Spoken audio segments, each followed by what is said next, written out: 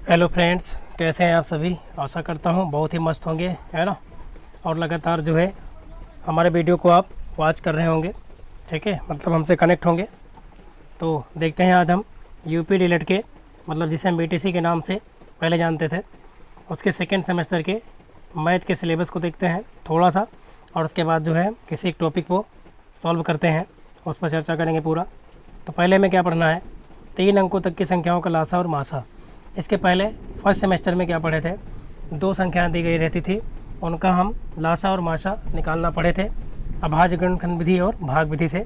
यहाँ 3 अंकों के बारे में पढ़ेंगे, ठीक है। तो चलिए, बाकी आप देख सकते हैं इकाई 2 में ये दिया है, आप इसको देख लेना क्योंकि समय कम रहता है, इसलिए जो है शुरुआत ही कर देते हैं।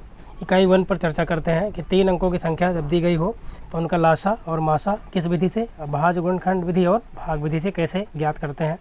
तो आइए देखते हैं, आपको हम बताते हैं। देखिए, जैसे कि 3 अंक हम यहाँ पे ले लें, 3 संख्याएं ले लें कोई भी, जैसे छोटी छोटी संख्याएं ले लेते हैं। यहाँ पे हम संख्या कुछ भी हो सकती है, बड़ी छोटी, है ना। ये क्वेश्चन है पहला। मान लो हमने संख्या ले लिया, एक 5 है, दूसरी हमने ले लिया 10 और तीसरी ले लिया है 20। ये 3 संख्याएँ में दी गई हैं और इनका हमें लासा ज्ञात करना है अभाज्य गुणनखंड विधि से। सबसे पहले हम क्या पढ़ेंगे कि अभाज्य गुणनखंड विधि से कैसे निकालेंगे अभाज्य गुणनखंड विधि। तो देखिए कि क्या हो, अभाज्य गुणनखंड विधि में क्या होता है कि जो संख्याएं दी गई हैं इनका हम कर लेते हैं प्राइम फैक्टर, मतलब अभाज्य गुणनखंड। कैसे, जैसे 5 है, 5 का अभाज्य गुणनखंड करें आप, मतलब 5 को तोड़ें तो 5 को आप क्या लिख सकते हैं, 5 गुणे 1, 5 एकम 5, टूट गया ये, ठीक है। या 1 गुणे 5 भी लिख सकते हैं, दोनों ही सही हैं, ठीक है। अब अगर हमें जैसे कि 10, चलिए 1 गुणे 5 ही लिख लेते हैं और सही रहेगा, क्योंकि एक तो सब में कॉमन रहता है, एक से सब संख्या गुणा हो सकती है, भाग हो सकती है, वही आ जाता है। अब जैसे मान लो 10 है, तो बताओ 10 को हम कैसे लिख सकते हैं, तोड़ें आप छोटा छोटा, तो एक तो सब में रहेगा, गुणे, है ना, 2 गुणे 5, है ना, 1 दूनी 2, 2 पंचे 10, 20 का करें गुणनखंड। अभाज्य गुणनखंड हो रहा है यहाँ पे, ठीक है ना। अभाज्य गुणनखंड का मतलब होता है कि संख्याओं को हम तोड़ते हुए चले जाते हैं, और अगर कोई भी संख्या 2 बार आ जाती है तो उसको पावर के रूप में लिख देते हैं, मतलब गुणा घातें जुड़ती हैं, तो आप पढ़े हैं। अब जैसे यहाँ पर तो एक बार 1 आया है 10 में और एक बार 2 आया है, एक बार 5, तो ये तो ऐसे रहेगा। 20 को तोड़ें आप तो 1 तो रहेगा ही रहेगा, गुणे 2, 2 दूनी 4, 4 पंचे 20, ये हो गया, ठीक है। तो हमें इनका क्या बताना है, एलसीएम बताना है, मतलब लासा। क्या बताना है, लासा, एलसीएम। कौन सी विधि लगा रहे हैं यहाँ पे हम, ठीक है। ये कौन सी विधि है, अभाज्य गुणनखंड विधि, प्राइम फैक्टर। देखो करते क्या है इसमें, बहुत सिंपल है। सबसे पहले तीनों में जो उभयनिष्ठ संख्या हो, उभयनिष्ठ मतलब जो कॉमन है, उसको आप लिख लें। जैसे कि यहाँ 1 है, 1 तो सब में है, तो 1 हो गया, गुणे। उसके बाद हम देखेंगे कि और क्या कॉमन दिख रहा है यहाँ पे तीनों में, क्योंकि 3 संख्या है ना अलग अलग, तो तीनों में हम देखेंगे पहले कॉमन और क्या कॉमन दिख रहा है, 5 तीनों में है, तो 5 को लिख लेंगे। अब क्या होता है, अब आप तीनों संख्याओं को देखें, अब जो भी देखिए लासा में जो कॉमन है वो तो एक बार लिखा जाएगा। जैसे कि यहाँ एक बार 1 था सब में, एक बार 5 था तीनों में, तो ये तो हो गया। अब जो बचे हुए नंबर्स हैं, चाहे वो कॉमन हो चाहे ना हो, उनको जो है जो ज़्यादा बार आए रहेंगे उनको लिखा जाता है। जैसे कि यहाँ पर आप देख सकते हैं कि देखिए यहाँ पे ये वाला जो 2 है यहाँ पर है, यहाँ पर भी है, बट इधर वाले में नहीं है, लेकिन फिर भी हम 2 को लिखेंगे क्योंकि जो मैक्सिमम बार आया रहेगा संख्या उसको लिखना पड़ेगा आपको। तो 1 और 5 तो लिख दिए हैं, इसके बाद क्या लिखेंगे, 2 जो ये है, और लास्ट वाले में देखिए 2 एक बार और आया है ना, और तो किसी में नहीं है, लेकिन इसमें है बड़ा से बड़ा, है ना, जितना ज़्यादा अधिक बार जो आया है उसको लिखना पड़ेगा। तो यहाँ पर 1 2 और जो बचा ये भी लिख देंगे हम। अब इनका हम कर लेंगे मल्टीप्लाई, मतलब गुणा, और जो आएगा वही इनका क्या होगा, एलसीएम। ये कौन सी विधि है, अभाज्य गुणनखंड। गुणा करो, 1 पंचे 5, 5 दूनी 10, 10 दूना 20, तो इसका एलसीएम कितना आएगा, 20। समझ में आ गया होगा, ठीक है ना। एक बार फिर से आप देख लीजिए। सबसे पहले जो संख्या लेंगे हम, संख्या बड़ी भी हो सकती है, मैंने छोटी संख्या ली है थोड़ा सा, है ना, तो 5 10 और 20 लिया है, तो हम करेंगे इसका अभाज्य गुणनखंड, नाम ही है, प्राइम फैक्टर करना है आपको इसका। 5 को हमने तोड़ा तो क्या लिख सकते हैं, 5 को क्या लिख सकते हैं, 1 गुणे 5। 10 को क्या लिख सकते हैं, 10 को तोड़ो, 1 दूना 2, 2 पंचे 10, ये लिख दिया हमने इधर, ठीक है, लिख दिया। 20 को क्या लिख सकते हैं, 1 तो सब में रहेगा, 2 दूनी 4 पंचे 20, ये बन गया। अब मैंने बताया कि एलसीएम निकालना है यदि आपको, तो सबसे पहले क्या करो आप, अगर 3 संख्या है तो तीनों में कॉमन देख लो, जो संख्याएं हैं पहले उनको एक एक बार लिख लो, जो कॉमन है उसको लिखना पड़ेगा एक बार, ठीक है। तो 1 कॉमन था, 1 लिख दिया हमने। फिर देखेंगे तीनों में संख्या 5 भी कॉमन थी, तो इसको लिख दिया। अब जो बची है ना संख्या, उसको भी लिखना पड़ेगा, किसमें, लाशा में, ठीक है ना। लाशा में जो बची संख्या है उनको भी लिखना पड़ता है। तो हम देखिए क्या करेंगे, और जो ज़्यादा बार आया है उसको सब लिखना पड़ेगा पूरे। जैसे कि यहाँ 2 है, एक बार यहाँ, अगले बार इसमें भी 2 है, लेकिन उस वाले में नहीं है तो कोई दिक्कत नहीं है। ये वाला जो 2 है, ये तो इन दोनों में कॉमन है तो इसको एक बार लिखना पड़ेगा। हमने एक बार लिख दिया। अब ये 2 इसमें बच गया है ना। तो जो बचा है इसको चाहे कॉमन हो चाहे ना हो, एलसीएम में इसको लिखना पड़ेगा। तो एक बार 2 जो बचा है इसको भी लिख दिया। अब जो नंबर आया ना उनका कर दो आप मल्टीप्लाई। तो करेंगे तो 1 पंचे 5, 2 10, 2 20। तो हमारा एलसीएम कितना आ जाएगा, 20। ये कौन सी विधि है, अभाज्य गुणन खंड विधि। अब आइए देखते हैं इसी क्वेश्चन का भाग विधि से क्या निकालना, एलसीएम मतलब लाशा। संख्या कौन कौन थी, 5, 10 और कितना था, 20। तो चलिए निकालते हैं अब यहाँ पे हम किस विधि से, भाग विधि से। किस विधि से निकालेंगे, भाग विधि से। भाग विधि से एलसीएम निकालेंगे। तो देखिए होता क्या है भाग विधि में, आप संख्याओं को ऐसे लिख लें। ये आप बहुत छोटी क्लास में पढ़े होंगे ऐसे, है ना। 5 फिर कोमा लगाओ, 10 फिर क्या लगाओ, 20। और इसको तोड़ते हुए चले जाएं आप, है ना। सबसे पहले सबसे छोटी संख्या से तोड़ेंगे, 1 से नहीं तोड़ेंगे क्योंकि 1 से तो सब कट जाता है, तो 1 लिखने कोई मतलब नहीं है। तो 1 के बाद 2 आता है, देखते हैं 2 से काटते हैं। तो 2 से 5 तो कटेगा नहीं, 5 ऐसे रहने दो। और ये जो 10 है ये कितनी बार कटेगा, 5 बार, 2 पंचे 10। और 20 कितनी बार जाएगा, 10 बार, 2 दम 20। फिर 2 से काटें, तब तक काटेंगे जब तक कि 2 से कटता रहेगा। उसके बाद फिर 2 के बाद 3 से देखेंगे, है ना। ऐसे देखते हुए चले जाएंगे। अब की बार 2 से काटो तो ये तो 5 कटेगा नहीं, और ये वाला 5 भी नहीं कट रहा है, और ये 5 कट रहा है, 2 पंचे 10। अब बताओ ये किससे कटेगा, 3 से तो दिख नहीं रहा कटेगा, कितने से कटेगा, 4 से भी नहीं, 5 से कटेगा, ठीक है ना। 5 से काटो, 5 एकम 5, 5 एकम 5, 5 एकम 5, ठीक है। जब इस लास्ट वाले में जो मान है सब 1 1 हो जाएगा, है ना। तो फिर हम जो संख्याएँ आई रहेंगी जिससे हमने काटा है उसका कर लेंगे गुणा, और वही क्या हो जाता है, फिर जो गुणा करने में जो मान आएगा वही क्या हो जाएगा, भाग विधि से उस संख्याओं का एलसीएम मतलब लाशा। तो ज़रा देखो कैसे निकालेंगे यहाँ पे हम। अब यहाँ तो लास्ट में 1 1 आ गया है। अब जो संख्याएं हैं, चलिए कलर ले लेते हैं दूसरा, ठीक है, और देखते हैं। अब देखो संख्याएं हमारे पास, एलसीएम बताना था हमें, तो हो जाएगा 5, 10, 20 का एलसीएम बराबर मतलब लाशा बराबर। आप संख्याओं गुणा कर लो, ये जो संख्याएं आई हैं इनका गुणा करना है आपको। तो 2 आया एक बार, फिर एक बार 2 आया है, फिर एक बार क्या आया, 5। गुणा कर दो, तो 2 दूनी 4, 2 दूनी 4, 4 पंचे 20। कितना आ गया, 20। तो कितना आ गया, 20। यही आपका क्या हो जाएगा, आंसर। अब चाहे इतनी बड़ी संख्या दी गई हो, है ना, क्योंकि आपको बेसिक पता हो गया है, और चाहे इतनी छोटी संख्या दी गई हो, आप भाग विधि से भी और गुणनखंड विधि से मतलब अभाज्य गुणनखंड विधि से तो आप किसी भी संख्या का, चाहे 3 संख्या दी गई हो, है ना, चाहे 4 दी गई हो, फिलहाल यहाँ 3 ही है तो 3 ही संख्या से, 3 ही संख्या को हमने लेकर दिखाया है। तो देख रहे थे ना, उस विधि से भी एलसीएम कितना आया था, 10, और इससे भी कितना आएगा, सॉरी 20 आया था, और इससे भी कितना आया, 20। तो आशा करता हूँ आपको ये विधि समझ में आ गई होगी। तो आपको हम एक क्वेश्चन देते हैं और देखिएगा, अगला क्वेश्चन हम दे देते हैं आपको लगाने के लिए होमवर्क। चलिए ये आपका होमवर्क रहेगा, ठीक है ना, चेक करके बताना है यहाँ पे कमेंट करके। तो चला ज़रा देखते हैं, HW में दे देते हैं क्वेश्चन आपको। हमने थोड़ी बड़ी संख्या देते हैं, 25 है, 15 है, और है कर देते हैं 50, और इसका आपको बताना है LCM, ठीक है। दोनों विधि से बताना, ये है आपका होमवर्क जो ब्रैकेट के अंदर में बना दिया, ये ठीक है। दोनों विधि से लगाना है, मतलब अभाज्य गुणनखंड विधि से भी और भाग विधि से, और लगा के जो है बताना कितना आएगा। तो चलिए अब हम अगला टॉपिक लेते हैं जो कि है HCF निकालना, 3 संख्याओं का HCF, है ना। कैसे निकालते हैं, दोनों विधि से पढ़ेंगे, भाग विधि से भी और गुणनखंड विधि से मतलब अभाज्य गुणनखंड विधि से। चलिए अब हम चर्चा करते हैं HCF पर। LCM को अगर आपसे पूछे हिंदी में क्या कहता है, लघुत्तम समापवर्तक, ठीक है। इसको पूरा फुल फॉर्म होता है लीस्ट कॉमन मल्टीपल, ठीक है। चलिए फिलहाल अब हम देखते हैं HCF के बारे में, अगला पेज लेते हैं। चलिए तो अब हम पढ़ेंगे 3 संख्याओं का क्या, 3 संख्याओं का HCF। पहले हम पढ़ लेते हैं इसी विधि से, अभाज्य गुणनखंड विधि से, अभाज्य गुणनखंड से इस विधि से पढ़ते हैं। संख्या वही ले लेते हैं फिर हम, क्योंकि क्वेश्चन का जो है संख्या बदलेगी, टाइप वही रहता है। जैसे मान लो संख्या फिर हमने ले लिया 5, 10 और क्या ले लिया 15, और आपसे कहा कि इनका HCF बताओ अभाज्य गुणनखंड विधि से, ठीक है ना, मतलब माशा बताना है। तो फिर वही काम, तोड़ें आप। 5 को आप क्या लिख सकते हैं बताओ, 5 को हम क्या लिख सकते हैं, 5 का अभाज्य गुणनखंड क्या होगा, 1 होगा, है ना। एक पंचे 5। अब हम ले लेते हैं 10। 10 का भाज्य गुणनखंड करें आप, 10 का क्या बन जाएगा बताओ, 1 गुणे 2 गुणे 5। आप 5 गुणे 2 भी लिख सकते हो, सब सही है। अगला है 15। 15 को आप लिख सकते हैं क्या, 15 को लिखिए, 15 को लिख सकते हैं हम 1 है ना गुणे 3 और गुणे 5, ये हो गया। अब हमें क्या बताना है, इसका HCF बताना है। अब भाज्य गुणनखंड कर दिया हमने। अगर ऐसे आप ना कर पाए तो ऐसे कर जाता है। देखिए 5 को हम ऐसे तोड़ेंगे तो 1 से कितनी बार जाएगा, 5 बार, ठीक है ना, 1 पंचे 5 और 5 से फिर काट देंगे, 5 एक कम 5। तो देख रहे हो 5 का भाज्य गुणनखंड क्या बन गया, 1 गुणे 5। ऐसे ही 10 का तोड़ लेंगे तो 1 गुणे 2 गुणे 5 आ जाएगा, ठीक है। तो अब देखो HCF कैसे निकलता है।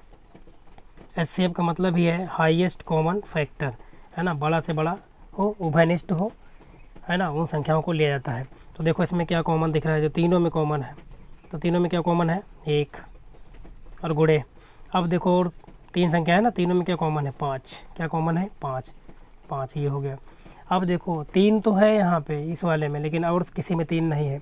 यहाँ 2 है लेकिन और किसी में 2 नहीं है, तो ये दोनों संख्या छूट जाएंगी। HCF में केवल और केवल जो कॉमन संख्याएं होती हैं वही लिया जाता है और उन्हीं का कर देते हैं मल्टीप्लाई। जो आता है वही हमारा उन संख्याओं का क्या होता है, HCF मतलब हाईएस्ट कॉमन फैक्टर, मतलब माशापा। तो बताओ यहाँ कितना आ जाएगा, 5 एक कम 5, कितना आ जाएगा, 5 आ जाएगा। ये कौन सी विधि से पढ़ा हमने, ये तो है अभाज्य गुणनखंड विधि, ठीक है। ये होती है अभाज्य गुणनखंड विधि, मतलब इसी विधि से आप तीनों को आप साइड में तोड़ सकते हैं, और चाहे आप जो है इस विधि से लगाएं, ये वाला जो हमने इधर लगाया है ये भी वही है, ठीक है। तो अगर ज़्यादा बड़े नंबर दे रहेंगे तो आप इस विधि से लगाएंगे, पहले तोड़ेंगे, जो आएगा उसके सामने लिख देंगे। जैसे हमने इसके सामने ये लिख दिया है 5 का, 10 का लिख दिया है, वैसे ये 15 का, ठीक है। तो आशा करता हूँ ये आपको समझ में आ गया होगा अभाज्य गुणनखंड विधि। अब हम देखते हैं जो है किस विधि से, अब हम देखेंगे भाग विधि से 3 संख्याओं का HCF ज्ञात करना, मतलब मासा ज्ञात करना। तो आइए नेक्स्ट पेज लेते हैं और देखते हैं क्वेश्चनों को। एक क्वेश्चन ले लेते हैं 5, 10 और 15 को ही, ठीक है ना, क्योंकि हमें तो बेसिक समझना है। अगर हमारा बेसिक क्लियर हो जाएगा तो हम तो सॉल्व कर सकते हैं। तो चलो देखो क्वेश्चन वही रहेगा, मतलब 5, 10 और 15, इसका हम निकालेंगे HCF किस विधि से, अब की बार भाग विधि से। कौन सी विधि अप्लाई करेंगे, भाग विधि, ठीक है ना। इससे देख लेते हैं कैसे लगता है। तो देखिएगा बहुत सिंपल है ये, तो देखो कैसे निकालते हैं हम, और आसान भी है। तो देखो उसमें करना कुछ नहीं है आपको। आप देखो चाहे आप कोई भी 2 संख्या साथ में ले लो, ठीक है, एक को मान लो आप भाज्य और एक को क्या मान लो भाजक, फिर जो बची रहेगी लास्ट में उसको ले लेंगे। तो जैसे 5 और 10 को हम ले लेते हैं, तो जो छोटी संख्या है उसको क्या मान लें आप, इसको मान लें आप भाजक 5 को, और यहाँ पे 10 जो दिया गया है इसको मान लें संख्या क्या है, भाज्य। कितनी है, भाज्य। तो अब आप एक काम करें, पहले इन 2 संख्याओं को सॉल्व करें, भाग करें आप। 5 से 10 को भाग करो, कितनी बार जाएगा, 2 बार, 5 दूनी 10, कितना आ गया, 0, ठीक है ना, ये तो पता ही है, यहाँ 0 आ गया। तो अब यहाँ पे अभी तो 0 आ गया, चलिए सॉल्व कर देते हैं आगे।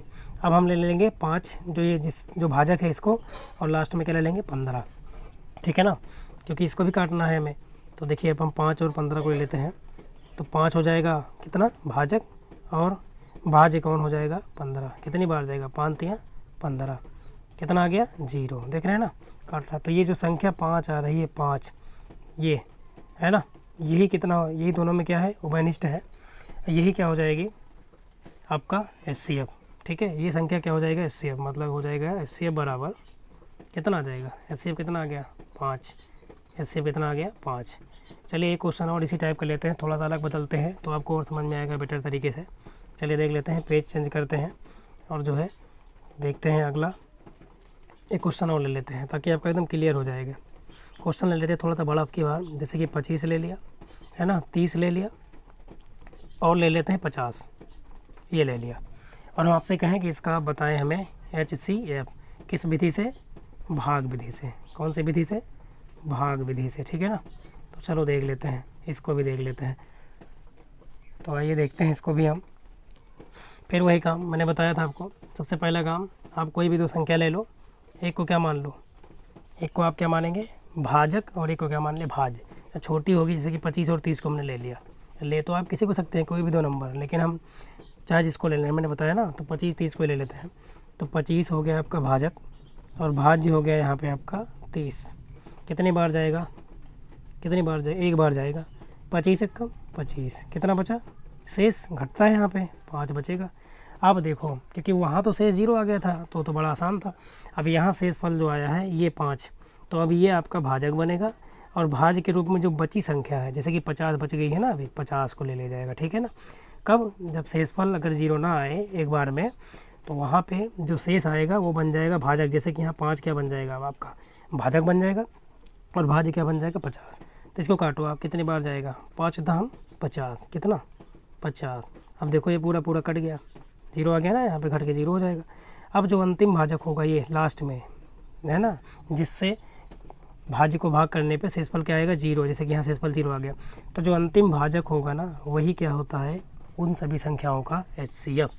तो हम कह सकते हैं कि इन सभी का HCF जो होगा, मतलब 25, 30 और 50 का HCF क्या हो जाएगा, कितना आएगा 5, कितना आ जाएगा 5। और यही आपका फाइनली क्या हो जाएगा, इसका आंसर।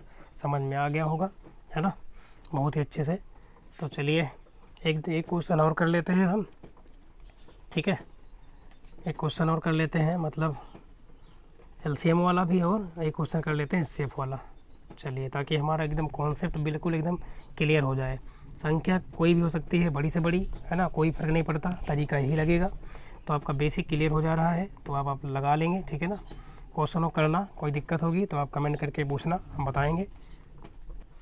चलिए क्वेश्चन ले लेते हैं यहाँ पे हम, अब की बार मान लेते हैं यहाँ पे संख्या ले लेते हैं हम 20, ठीक है, 20 है, 15 है, और ले लेते हैं यहाँ पे कोई बड़ी संख्या 35, ये ले लिया, 20, 15 और 35 ले लिया।